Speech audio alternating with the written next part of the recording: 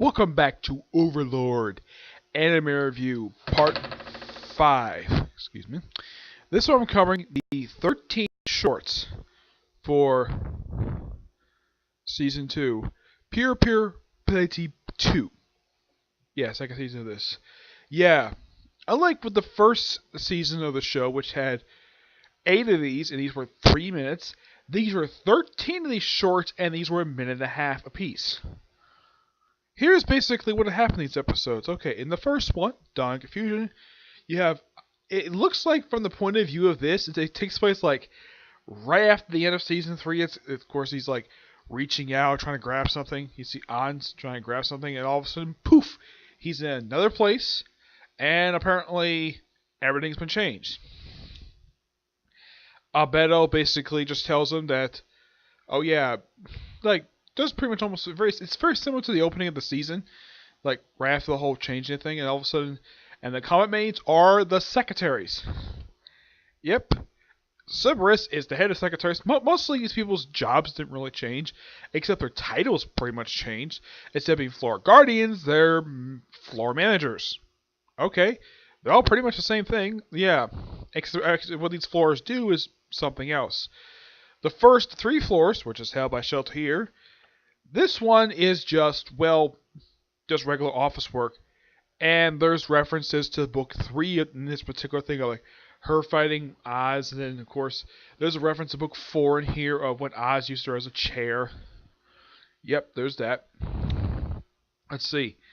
When they show what Dermot's office is, his office is basically in charge of getting stuff acquisitions-wise. Kairos, his job is to do finances. For some reason. The 6th floor, which is headed by the Twin Elves, their job is to keep up the public image for the place. So basically the PR department. Okay. Victim, who is in charge of the 8th floor, he is in charge dealing with all the complaints by himself. And also they have the robot of all the Comet Maids. They have her answering all the phones.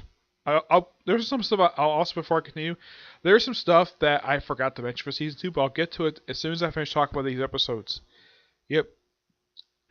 Let's see, what else? The Gargantuan, smaller than he is in the show, apparently he just answers phones. That's basically what he does. They do explain what the combat secretaries do.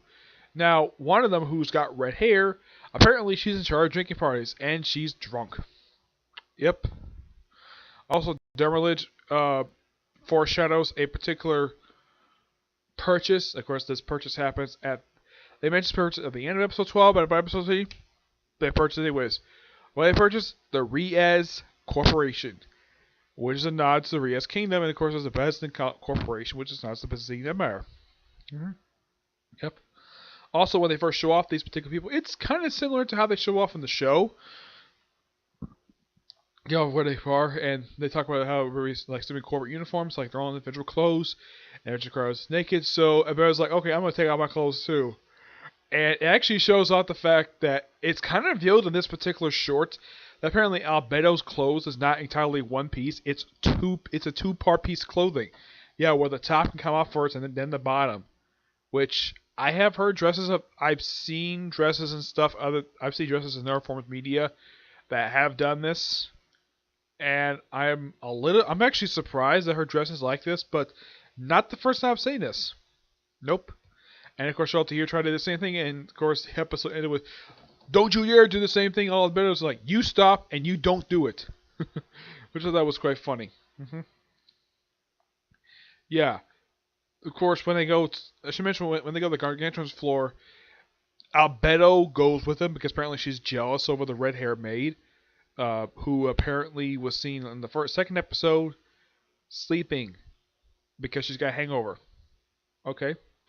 Yeah, she's jealous of her smoking hot redhead maid who doesn't do very much in the show at all. Nope. Let's see. British Corporation, I think that ends with him go back to the actual Nazarick.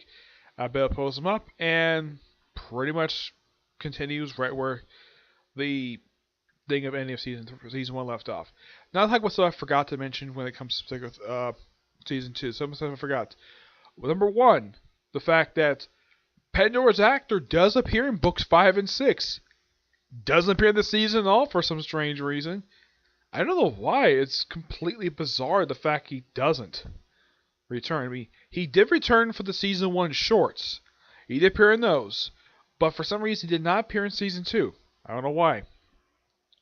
At the end of, I think it's, what episode is it? I think it's like, it is, at the end of episode 23. It pretty much ends the same way as the first chapter in book 6, except there's a slight change in dialogue where they kind of cut a little line. Belle mentioning, why can't you go by your actual name, where she wanted to call him by his actual name that she first knew him as, and she has in her room, of course, all these like body pillows and dolls of her master. She apparently has his old membership flag. Yep, she has it in her room. And when she's seen this, she's like, okay, she's informed about what happened with the human, with the maid that was kidnapped, and she's a bit upset, but he's not upset with her because, well, he doesn't get upset with her at all. And she's like, why do we help her? Because I promised her. They also goes like that. Yeah, and he's occupied at the moment. Like, fine, I'll tell him. That's the thing ended with him, with her, look at her flag, which somehow she took the time to pick the thing up back at the end of the first arc. Yeah, at the end of, I think it was episode, let me look up on here. At the end of episode 4, which is the end of the first book, yeah, somehow she picked it up and took it to her room, which was actually, they actually set up this particular one of the specials, which I haven't had to read yet, but that's what I heard happens. But I will read it soon. Okay? Anything else? Well, some of the fight scenes in here. The fight scenes for season 2 are really good. The only one I was really disappointed with was Cerberus versus these henchmen of the Six Arms, where this was a complete one-sided fight and it was a one-shot kill. I'm like, really? They set these people up and they get killed pretty easily. Yep. I'm trying to think what else though. Trying to think here.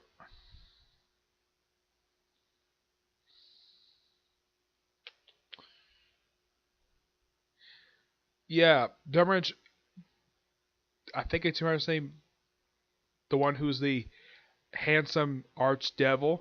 Yeah, he sort of becomes a fake, an actor villain, where he sort of forms his illusion fire and takes people hostage, and he has a big fight with Oz as Monman. Yeah, they fight twice. The first time is actually quite interesting. Second time, it's like a quick thing, just so they can go to their room to talk, and him explaining the plan. Which this is from the light novel, and from what I can remember reading from the light novel, there's nothing changed in the scene at all. So in the case of book 6, with the exception of one scene cutting out one line, mostly with the exception of that and cut out Pandora's actor for some reason, mostly book 6 is pretty much intact. 5, on the other hand, from what I could tell, this book is pretty much intact on screen, and it's same thing with book 4. Well, I could tell anyways. Yeah. At least in the case of this time, it's book 6 that cuts out certain things instead of like in the previous season where it was the second book adapted for the season instead of the third book. Yeah, that's really it as far as I can tell. I mean, I can't think of anything else I forgot.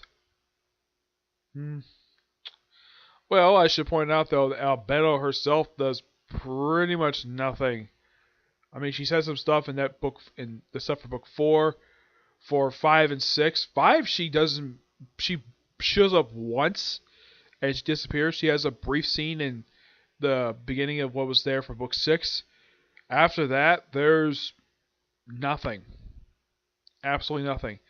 I do appreciate the fact. It's interesting though that they took control of 8 Fingers, which is actually quite interesting. I'm currently reading book 7 right now, so it's pretty interesting so far. Yeah. Though I think definitely take over 8 Fingers instead of dismantling them. It's actually a pretty good strategy on the part of of the Tomb of Nazareth to do, because they know much about this area. So why not take an organization that basically one of their jobs is the information network, which smart idea.